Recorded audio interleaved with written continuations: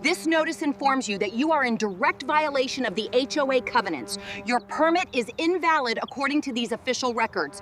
A shiny metal sign suddenly appeared at the edge of my dock at sunrise, and my new neighbor waved a folder like a weapon while telling me I was stealing the water in front of my own house. The lake smelled like algae and sunscreen, and the boards under my feet were still cool from the night air. This is a dramatized story, but the HOA tactics are real. He acted like the shoreline was his private driveway. He said my kayak rack was too close to his side, and my little floating platform was an illegal nuisance. Then he dropped the threat. If I didn't move everything back, he would file complaints until someone forced me to stop using the water. One simple thing was at stake: access. I didn't buy a lake home to stare at water like it's behind glass. I tried being normal about it. I walked over on June 12, 2024 at 7:30 a.m. with a friendly smile and a peace-offering coffee. He didn't touch it. He just talked louder so the nearby patios could hear.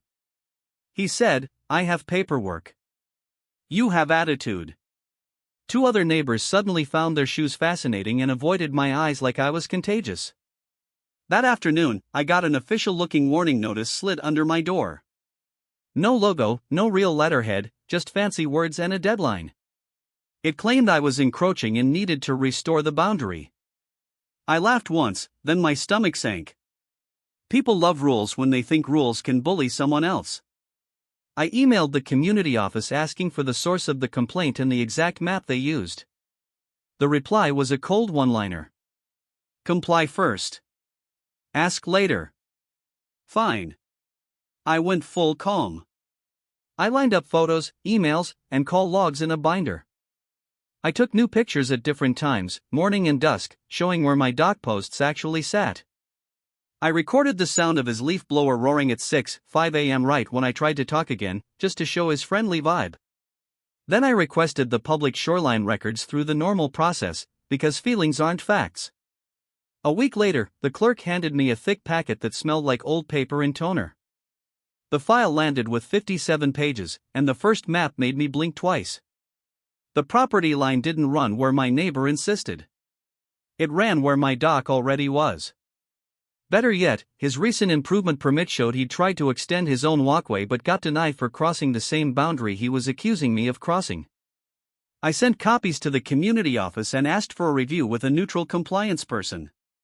No insults. Just documents and one polite sentence: "Please correct the record and withdraw the warning." The next meeting was awkward in the best way.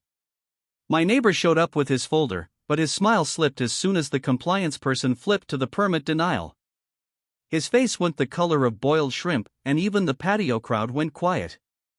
The warning disappeared. The community office issued a written correction and told him future complaints needed verified measurements.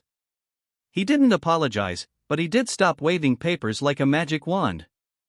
A week later, a kind older neighbor left a small basket of peaches on my porch with a note that had no names, just a smiley face drawn crooked. I ate one on my dock at sunset and watched the water do what it always does: belong to no one who tries to own it with noise.